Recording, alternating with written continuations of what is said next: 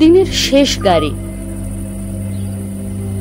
মরা বিকেলের হলুদ অন্ধকারে একটু আগে চলে গেছে। এখন প্ল্যাটফর্মটাও ফাঁকা। এখানে ওখানে দু একজন ওরাও মেয়ে পুরুষ ছড়িয়ে আছে।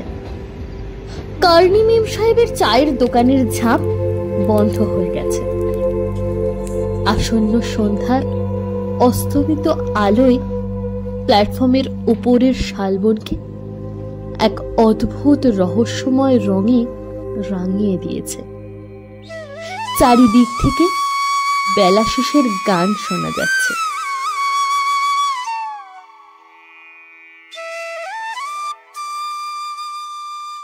কি চেনা চেনা লাগছে লাইনগুলো? ঠিকই ধরেছেন।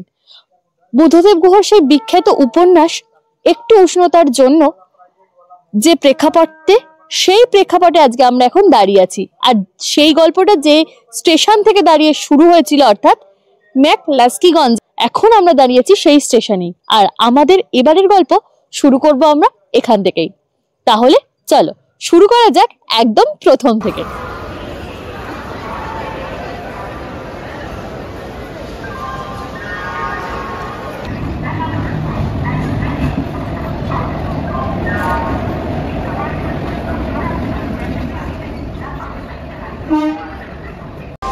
পারদ যখন নিম্নমুখী তখন মনটা একটু ঘুরঘুরু করে, আর সেই ঘোরাঘুরির টানে এখন আমরা চলে এসেছি হাওড়া স্টেশনে।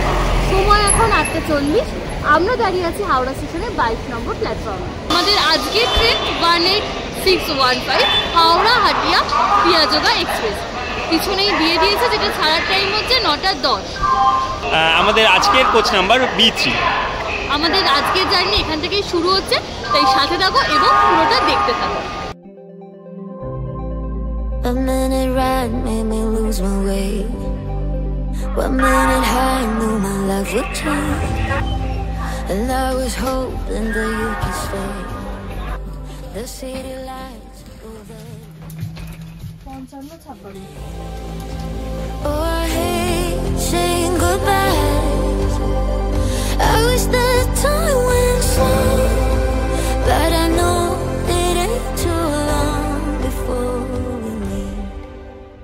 I wait for you. সময় ঠিক 9:10। ট্রেন ছেড়ে দিয়েছে, একদম টাইমে আছে। বাড়ি থেকে খাবারও মা একদম প্যাক করে পাঠিয়েছে। কি পাঠিয়েছে আমি জানি না, খুলে দেখবো। আজকে একদম পছন্দ মতন সিট করেছে আমাদের। আমার এটা সিটটা খুব পছন্দ, একদম সাইড আপার সাইড লোয়ার। 21 নম্বর প্ল্যাটফর্মে দাঁড়িয়ে আছে পুরী হাওড়া বন্দে ভারত। এসছে এখনই, সুন্দর দেখতে, একদম অরেঞ্জ কালারের coach. But I know it ain't too long for us. I wait for you. মোটামুটি ঘুমিয়ে পড়েছে, যে জন্য অনেকটাই অন্ধকার, আর লাইট জ্বালায় না, অন্য লোকেদেরও ডিস্টার্ব হবে, সেই জন্য অন্ধকারই। আপাতত আগে বক্সটা আনবক্স করি, কি আছে দেখি। আমি না নিজেও জানি না কি আছে। পরোটা আছে, মিষ্টি আছে, আর তার সাথে হাওড়া থেকে রাঁচি আসার এছাড়াও তোমরা আরো অনেক ট্রেন পেয়ে যাবে, যার ডিটেলস আমি নিচে ডেসক্রিপশনে দিয়ে রাখলাম। Feels like I'm খাওয়া দাওয়া শেষ, ট্রেন নলপুর বেরোচ্ছে। মোটামুটি সবাই ঘুমিয়ে পড়েছে, আমরা কয়েকজন ছাড়া। তো সেই জন্য এই জন্য কাজে লেগে পড়েছে। কাজ হয়ে গেলেই এবার আমরা for you. Nothing can break us two. I wait for you.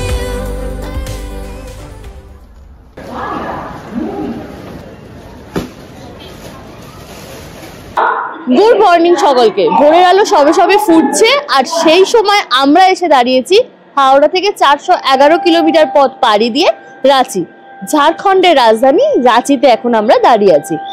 আমাদের আজকে ট্রেন ছিল 18615 হাওড়া হাটিয়া পিয়াজোগা এক্সপ্রেস। পাশেই দাঁড়িয়ে আছে।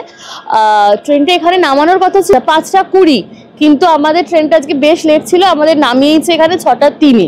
প্রচন্ড ঠান্ডা, মানে নেমেই এখানে দেখাচ্ছে 10 ডিগ্রি সেন্টিগ্রেড, মানে এখন যা দেখাচ্ছে, রাতে আরো বাড়বে। এখান থেকে আমাদের গাড়িও বলা আছে।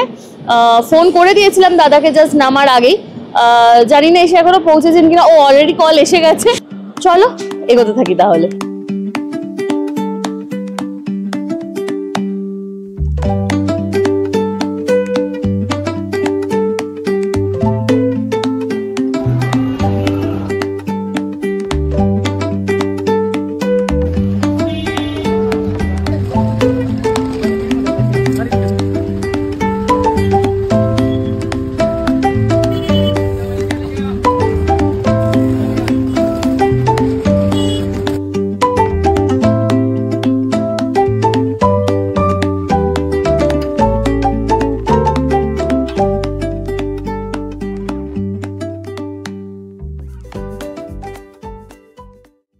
প্রচন্ড ঠান্ডা, তার মধ্যেই জাস্ট গাড়ি থেকে নেমে পিছনে একটা চায়ের দোকান ছিল, চা খেয়ে আজকে আমাদের যাত্রা শুরু করছি।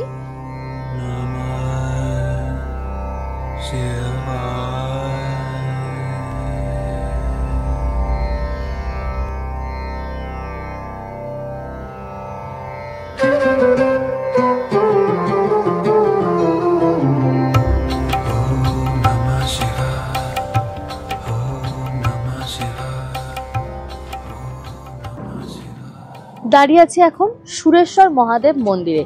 পিছনে এই যে এত উঁচু একটা শিবলিঙ্গ দেখতে পাচ্ছ, এর হাইট হচ্ছে 108 ফিট, আর পাশেই আছে স্বর্ণরেখা নদী। এটি ভারতের দ্বিতীয় উচ্চতম শিব মন্দির।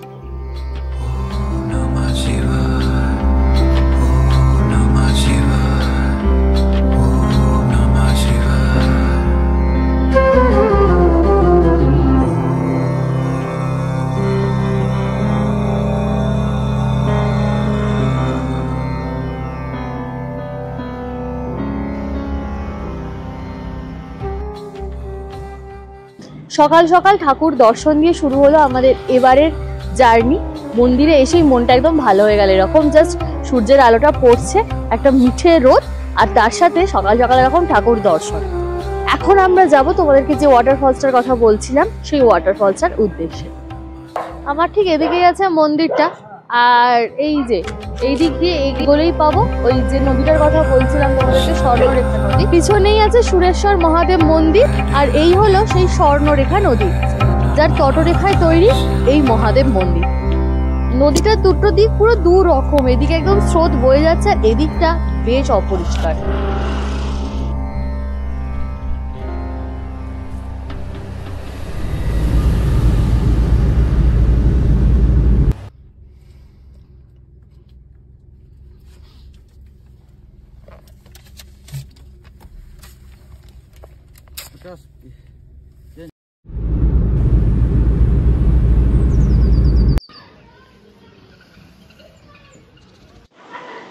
দেড়শোটা সিঁড়ি পার হয়ে এখন আমরা দাঁড়িয়ে আছি একদম দশম ওয়াটারফলসের ভিউ পয়েন্টে। অনেকগুলো ভিউ পয়েন্টই আস্তে আস্তে পাবে, যাদের সিঁড়ি দিয়ে নামতে প্রবলেম হবে তারা কিন্তু ওপরেও অনেকগুলো ভিউ পয়েন্ট আছে, সেখান থেকেও কিন্তু তোমরা এই ভিউটা উপভোগ করতে পারো। নিচে একদম নিচে যাওয়ার রাস্তা আছে, এইখান থেকে গেট আছে, যেই এই গেটটা সকাল 8টা থেকে 5টা অবধি খোলা থাকে। এখন 8টা বেজে গেছে অলরেডি, কিন্তু খোলেনি, তাই এখান থেকেই তোমাদেরকে ভিউটা আমাদেরকে দেখাতে হলো। 114 ফিট উচ্চতা থেকে নেমে আসছে কাঞ্চি নদী, যা সৃষ্টি করেছে এই দশম জলপ্রপাতের। এই নদী পরে গিয়ে মিশেছে সুবর্ণরেখায়।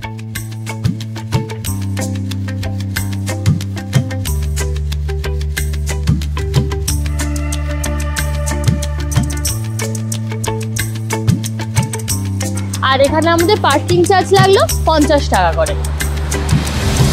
নিচে গেলে বেশ ভালোই লাগতো, কিন্তু গেট খোলেনি, তাই এখান থেকে উপভোগ করতে হবে।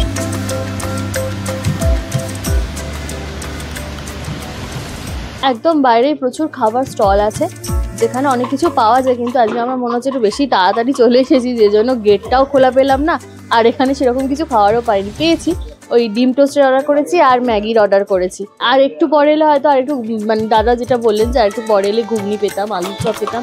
যাই হোক, তোমরা যারা আসছো একটু হাতে টাইম নিয়ে আসবে এবং একটু পরের দিকে আসবে, যাতে করে সবটাই তোমরা মানে ভালো করে ঘুরতে পারো। একদম গেটটা খুললে নিচে নেমে পুরো ওয়াটারফলসটা উপভোগ করতে পারো, এবং খিদে পেলে এই দোকানগুলো থেকেও ইচ্ছে মতন খাবার খেতে পারো। তোমাদের অপশানটাও অনেকটা বেশি পাবে।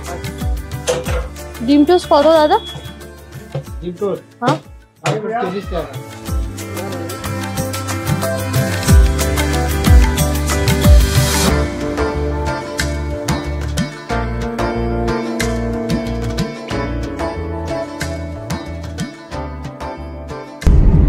সময় এখন 9টা। দশম ওয়াটারফলস দেখা কমপ্লিট, আর এখন চলেছি আমরা রাঁচি বাইপাস ধরে পাঁচরাতু ভ্যালির উদ্দেশ্যে, যেটা দশম ওয়াটারফলস থেকে 50 কিলোমিটার। বেশ সুন্দর, একদম পাহাড়ি রাস্তা। আর পাঁচরাতু ভ্যালিতে একটা খুব সুন্দর এয়ারপিন বেন্ড আছে, যেটা ওই পুরোনো সিল্ক রুটের কথা মনে করায়।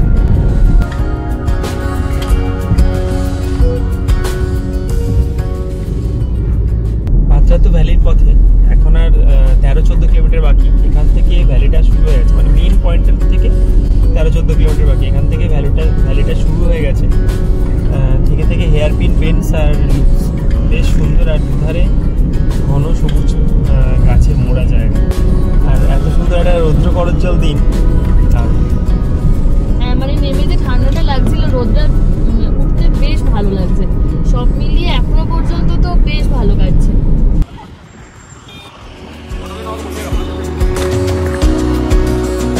দাঁড়িয়ে আছি এখন পাত্রাতু ভ্যালিতেই। পিছনের ভিউটা তোমরা দেখতেই পাচ্ছ, একদম মন ভরানো ভিউ, খুব ভালো লাগছে। আর এখানে ফটোগ্রাফার আছে, এত রোদ্দুর আমি কিছু তাকাতে পারছি না।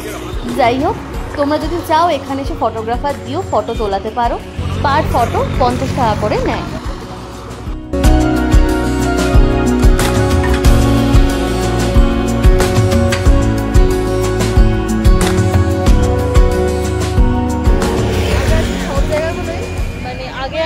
এখানেও যেমন অনেকগুলো স্টল, প্রচুর স্টল বসেছে, কিন্তু তারা সবাই রেডি হচ্ছে। সব জায়গাতেই আমরা আজকে আগে আগে যাচ্ছি।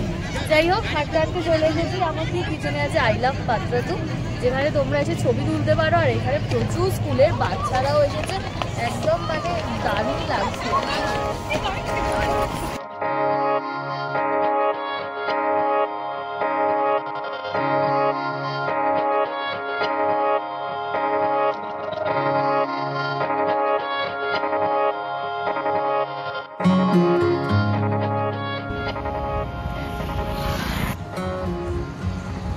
এত ভালো ওয়েদার আর চারদিকটা এত সুন্দর, মানে মন একদম ভরে যাচ্ছে।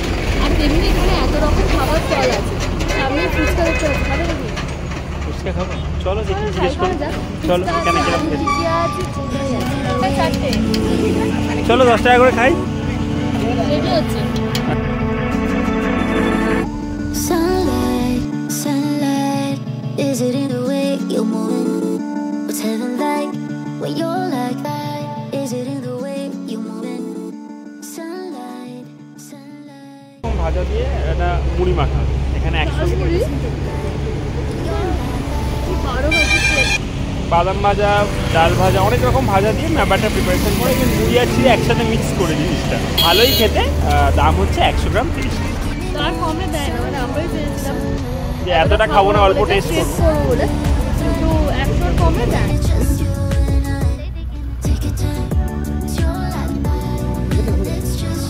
কেমন লাগছে আলু টিকি? ভালোই খেতে। ঘুগনি আর আলু সেদ্ধর একটা মিক্স ভার্সন এটা। ফুচকার থেকে এটা ভালো।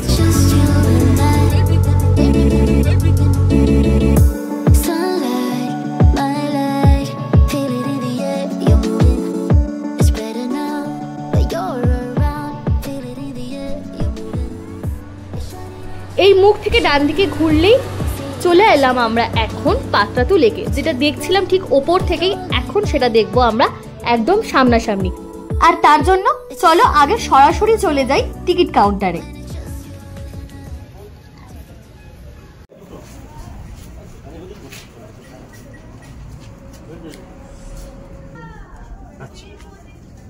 আর এই পাত্রাতু লেকের এখানে পার্কে এন্ট্রি করার জন্য টিকিট হচ্ছে 20 টাকা পার পার্সন। তো টিকিট কেটে নিয়েছি। ভিতরে বোটিংয়ের টিকিট আলাদা পাওয়া যাবে। ভিতরে রেস্টুরেন্ট আছে, পার্ক আছে, গিয়ে দেখি কি আছে। বাইরেটাই অসাধারণ। বেসিক্যালি এই মূর্তিটা খুব সুন্দর, মূর্তিটা আমার পিছনেই যে আছে। আর তারপর বাইরেটা একদম সুন্দর, একটা ছোট্ট বাগান মতন আছে, খুব সুন্দর দেখতে। তোমরা যদি কেউ চাও ভিতরে না ঢুকে এখানেও জাস্ট ফটোশ্যুট করে আবার তোমরা এই মানে বেরিয়ে যাবে, সেটাও করতে পারো। যাই হোক, টিকিট তো কাটা হয়ে গেছে, আপাতত ভিতরে ঢুকি।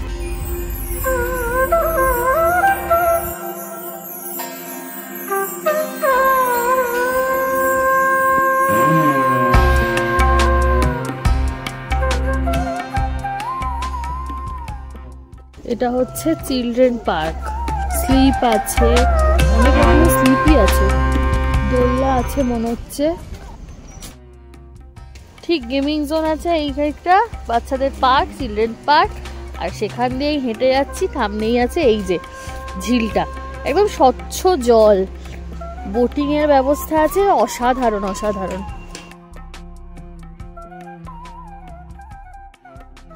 এই যে হচ্ছে বোটিং এর জায়গা। খুব সুন্দর সুন্দর বোটগুলো আছে, শেড বোটও আছে যেটা শুধু গরমকালে চলে। আর মেনলি এখানে যেটার জন্য লোক বেশি ভিড় করছে সেটা হচ্ছে শিকারা, যেগুলোর ভাড়া 6 জনের 1500 করে নিচ্ছে। কিন্তু সেটা প্রবলেম না, প্রবলেম হচ্ছে এই 6 জনটা নিজেদেরকে জোগাড় করে, মানে ওরা যে জোগাড় করে দেবে সেটা নয়। তো যেহেতু আমরা 2 জন আছি, ইচ্ছা থাকলেও সেটা এখন করা যাবে না, হাতে সময়ও কম, তাই আপাতত এখান থেকে এবার বেরোনোর পালা। সুন্দর একটা জায়গা ঘোরাঘুরি হলো, এবার পালা বেরোনোর। এবারের নতুন সফরের এই পর্বটি আমরা এখানেই শেষ করছি। খুব তাড়াতাড়ি তোমাদের জন্য নিয়ে আসছি এর দ্বিতীয় পর্ব, যেখানে থাকবে ইনক্রেডিবল ইন্ডিয়ার পোস্টারে স্থান পাওয়া 450 মিটার উঁচুতে দাঁড়িয়ে থাকা নাগটা পাহাড়ে ট্রেক করে আমাদের ওঠার গল্প, আর তারপর সে এক অভূতপূর্ব দৃশ্য। আর থাকবে প্রায় 92 বছর আগে 400 পরিবার নিয়ে গড়ে ওঠা এক মিনি লন্ডনের কাহিনী।